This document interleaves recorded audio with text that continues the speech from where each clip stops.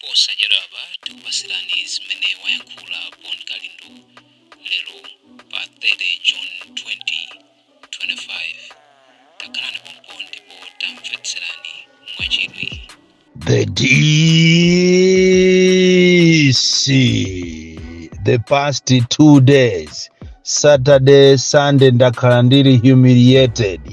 Kumachita kupanga manyazi, kuti ndizitchule kuti ndine Malawi. Ndikamalandira mafoni ochuluka amene achokera maiko akunja, even atolankhani kumandifunsa kumanena kuti, "Hello, are you Mr. Bon Kalindo from Malawi? A country whose leaders have put no welfare for the people, a country whose leaders does not have the values of democracy, a country whose leaders do not allow people to, demonstrate in a democratic country, in a kupanga manyozi, a country whose leaders is called who? Chakwiri Yatikaya, koma ndinebe Malawi, kupanda manyazi nditu ziko labwinobwino ngatiri. Asogoleri ooneka ngati ophunzira, ooneka ngati opemphera, koma ali makape okhaokha, amene akufuna kubweresa thera muno Malawi, amene akufuna to take us back to dictatorship, back to one party system.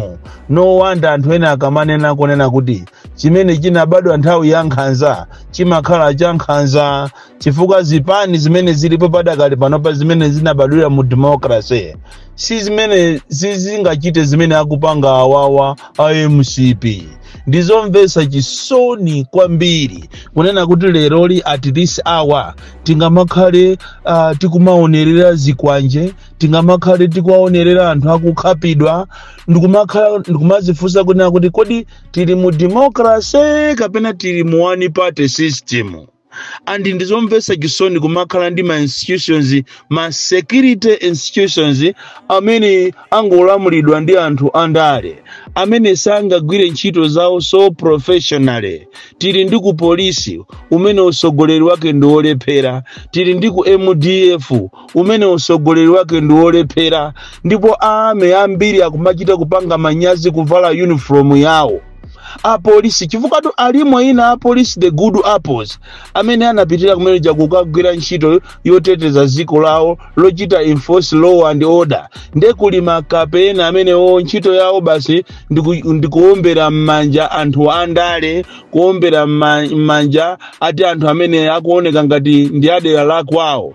Andi ngati kuli nkhani ya nepotism, kusalana mitundu, ndi muchipani chimene chikapena ulamuliro umene uwa MCP kale lijazikangomveka apo ndi apo, koma padakali panopa za nyanya. Motero kuti anthu amene anapita kuma demonstrations kukakhapa anthu ndi ado watu, ndi nchinjitu, ndi kasungutu, ndi lilongwetu. Chomvesa chisoni chonena kuti 3/4 ya anthu amene amapanga zimenezi anali achinyamata.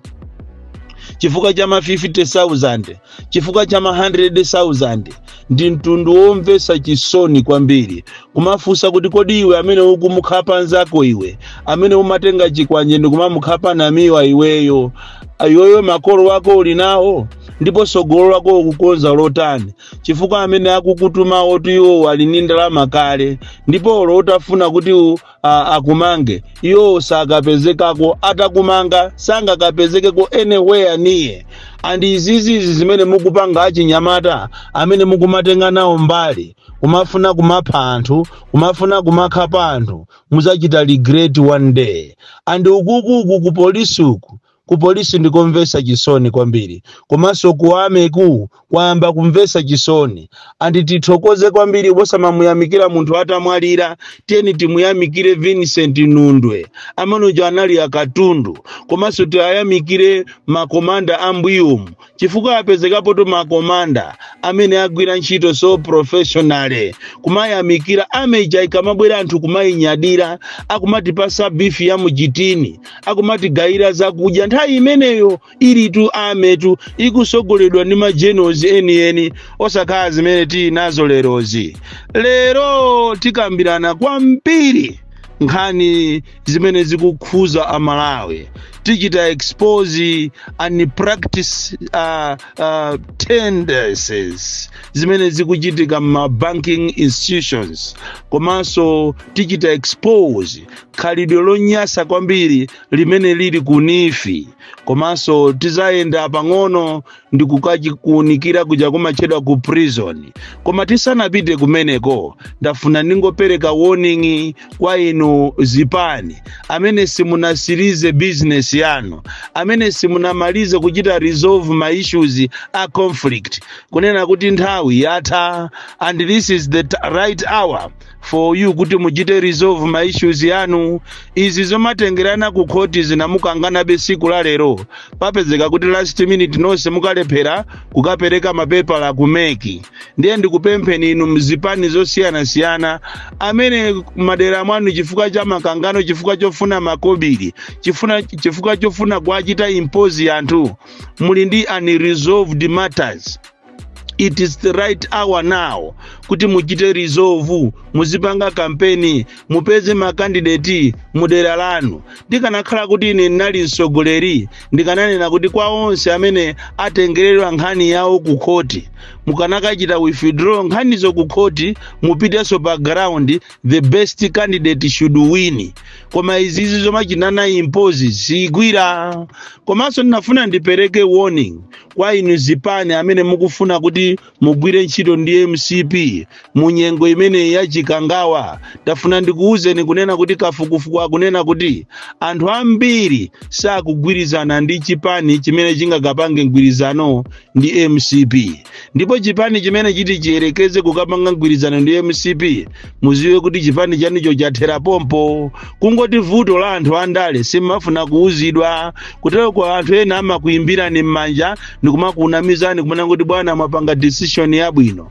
Imene imangokhala yophera awemba kuti mwapase ma 50 million aphwekawa. Koma ndafuna ndikuuzeni muzatutumuka siku lina, chifukwa mukapanga meeting anthu akumatuluka ku meeting ko ndikumakanena message, ndikumalalata kunena kuti kumene kwapita kuyekha ndi nkaza che. Ndiye ndafuna ndikuuzeni kunena kuti ine sini mabisa, nimangonena chilungamo, na amene akuziwa kuti chipani chache chikumveka kuti afuna azigwira ntchito ndi MCP usamale kwambiri, chifukwa malo mokapeza ma MP yako wakapezeka kuti ma MP aja anthu sakavotera.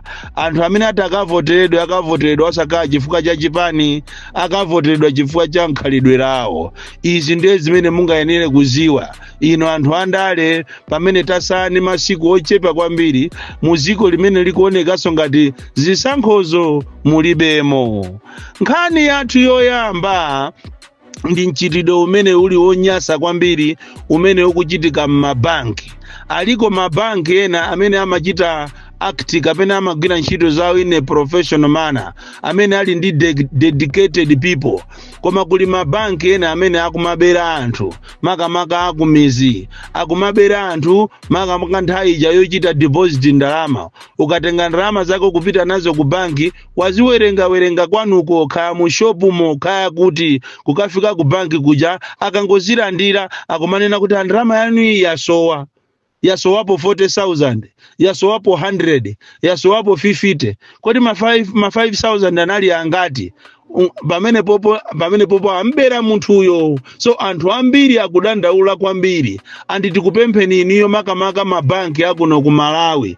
Izizi zikuchitika kwambiri mabanki anyake akunoko ku Malawi. Kunena kuti anthu anu akuba kumabera anthu. Andi mchitidwe umene okuba ndalama uli makamaka pa Vumbwe.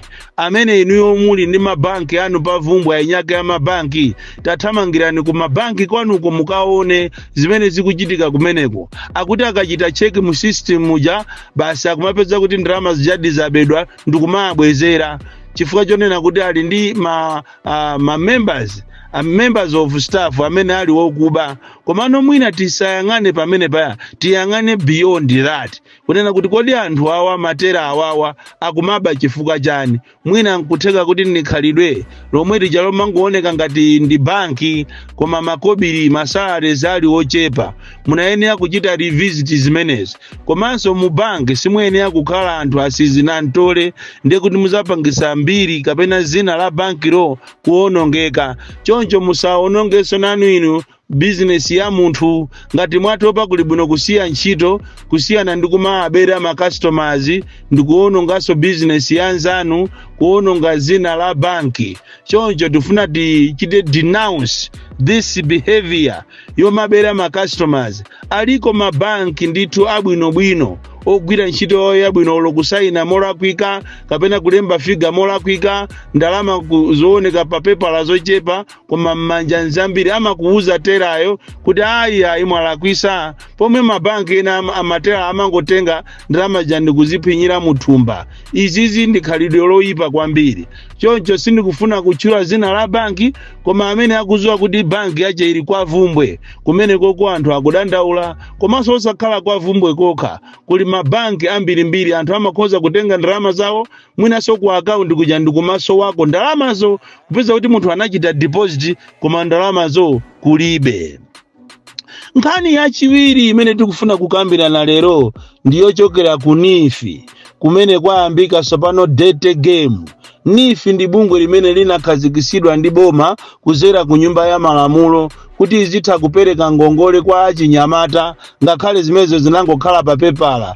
Lero ngongole zaso sizikupita kwa achinyamata iya zikupita kwa akulu ngakhale ulwazibusa okuti ndi olemera kale koma achinyamata limodzi ndi azimayi amene anayikidwa pa ndondomeko kuti azichita benefit ndi ngongole imene lero sakulandira ndalamazo. Lero NIFI ijasopano yasanduka yachipani. Akulu aku NIFI akumachoka ku Lilongwe ndikumakatengana ndi anthu awo ama regions kumapita kumakapanga kampeni. Oti tikunena pano pa last week NIFI anali ku Luchenza ku lodge ina yokongola kwambiri kumene anali ndi anthu opambana 200 ndipo anachita kuwauza kuti aliyense asiye mafoni yake panja. Mafoni analandidwa ndipo atalowa muholo imene yoyo pa Luchenzapo anauzidwa kuti kuno sitinabwerere za ngongole kuno tabwerera za ndale. Ife ndife NIFI amene timapereka ndalama motero kuti aliyense munomo akamachoka muno timpasa aliyense 200,000 koma tafuna tikuuzeni kunena kuti mukabwerera ku muziko mukakonze magulu mwauze anthu kuti azavotere chakwera. Ndipo ifeyo sitikupangaso kusintha president iya tikufuna ifeyo tikhale ndi president yemwe ichakwera ndipo amene anayitengera boma mavuto ndipo tikufuna apitirize. Ndipo ife sitilola kuti boma limene lilandidwe kuli anthu ngati achina Namiwa achina Boni Kalindo achina Ntanyiwa wabakiri muluzi makamaka Boni Kalindo mwina apolisi amamuseweresa akamumanga koma ife tinati tikumane naye tikoza kumudula khosi chifukwa ife mpamba wathu ndi omwewu. Ndiye tafuna tikupempheni inu akuno ku Luchenza ena majoka ku Khonjeni ena majoka kwa Vumbwe ena majoka Muthyolo muno anthu opambana 200. Chonde tiyeni tikakhazikise magulu tikupasani makobiri ochuluka muyambire ndalama uje ni mabusiness yanu muyambire timaokala tanu mupanga mabusiness yanji ife tikupasani bola eniyo mukatitengere anthu komanso mukamaka tipasa anthu mutipase za nzika zawo ndizovotera. Ndipo mapeto ake anthu anajasima pa 64 ndipo malo mwa 200 alesa nampasa 200,000 alesa nampasa 120 kusonza kuti 80,000 anaiba ma officers amene wa aku NIFI. Ndiye inu amene mmaziwa za masamu tapanga ni 250 times 80,000 mupange 250 times 80,000 muione samuyo ndalama zimene akumaba anthu aku NIFI akafika pa center. Izi ndi chilungamo chake ndipo sizopeka iyayi. NIFI maina ake sotili nawo anapita ku Luchenza wiki yatha anaitanisa anthu opambana 250 kumeneko ku Luchenza kutauni ina yake lodge ina yake yokongola kwambiri. Ukamadusa panjanjipo kuli lodge ina yake yokongola kumanjagu kumene anaitana onse anthu ndikumauza kunena kuti mupite mukapange magulu 50 ndipo tizikupasani mabilions mwambire ma business yanu. Lero mene mwabwera kuno mungu oja mpunga wa nyama ndi nsima komano tikupasaniso 200,000 atatero meeting itata anthu anadabwa alisanandira 120 malo mwa 200,000 ma 80,000 anaba. Izi ndi zimene zikuchitika kunifi, chitidwe wopusa kwambiri, chitidwe wosakhala bwino mu democracy. Umangoziwiratu kuti chiseko cha apana. Nkhani yomaliza kwambiri ndi warning. Lero ndi warning yopita kwa commissioner wa ma prison kunena kuti you are sitting on a time bomb. Ndi kunena tu ku prison kumene posachedwa pa jamma 6 July kapena before or after 6 July kutulusidwa anthu achita pardon kumeneko, anthu okuti anapha anthu ali pa life sentence atulusa kumeneko, ndipo mayina otili nawo. Ndizomvesa chisoni kunena kuti malamulo a ziko lino salola munthu amene ali anaphapo munzake kapena ali pa life sentence ndi kumutulusa. Koma ayi kuno ku Malawi ayi ndithu kuteko uja tiyezi uja anapha nkaza choja muona atuluka. Komanso paliso winaso ex-soldier atuluka. Komanso pali ena akanapanga conspiracy to murder. Amene anapanga nayo anamwalira, koma winayo ndi fugitive akuenda muziko momuno chifukwa cha ndale. Kwa amene wali kuja kumachedwa kumaula anthu awiri amene wakungoyenera kutuluka ndipo ndi anthu osalakwa. Koma amene anapha anzawo kupha ndikupezeka kuti mulandu wawo akaugamula pakana ku khoti, amene wo aliso pa list ya anthu otuluka. Izizi ndikunena ndinu ku prison kumene kwa commissioner muli ndi mbiri yochita promote azibale anu, muli ndi mbiri yokhomerera, muli ndi mbiri yozuza anthu. Ndiye kumene kundikutha kuona Mulungu akundionesa ku prison ku for the first time anthu akupanga strike, ndipo kukhala zinthu zoopsa kwambiri ngati simusamala. Musamale kwambiri ya commissioner a prison. You are sitting on a time bomb. Ndipo zimene zizi zikapulumuka, bomba limene lili likapulumuka, simuligwira. Iniyonso musakhale ngati anzano opangisa manyazi amene apangisa manyazi ziko la Malawi. Akanakhala pano kuti anali anthu ena akanakhala atachita resign, koma munasanga chite resign chifukwa akuuzidwa ndi an invisible hand. Kuno ku Malawi kunotu ndikuuzeni ndikomvesa chisoni kutero kwa ma-action amene ajawo apanga ame ndi a polisi kumayang'anira zimene zija. Izi zapangisa kuti madonors apereke threats yochita withdraw aid ndi invisible hand. So sanga chite resign, koma kwa munthu amene amafuna integrity yache kuti izipitirira akhoza kuchita resign. Koma kuno ku Malawi olo utagwidwa ndi chigololo masana munthu wankulu sunga chite resign.